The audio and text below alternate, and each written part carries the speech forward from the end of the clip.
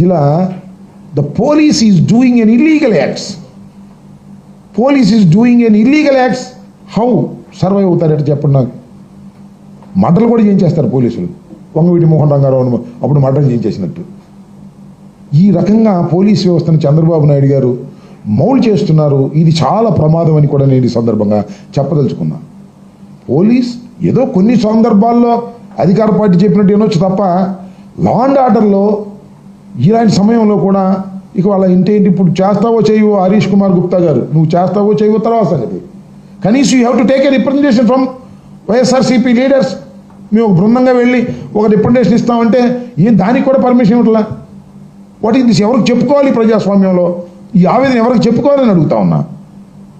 This is too much. ఇది చాలా ప్రమాదాన్ని, రాబోయే కాలంలో చాలా పెద్ద ప్రమాదాన్ని సూచిస్తుందని నేను భయపడుతున్నాను.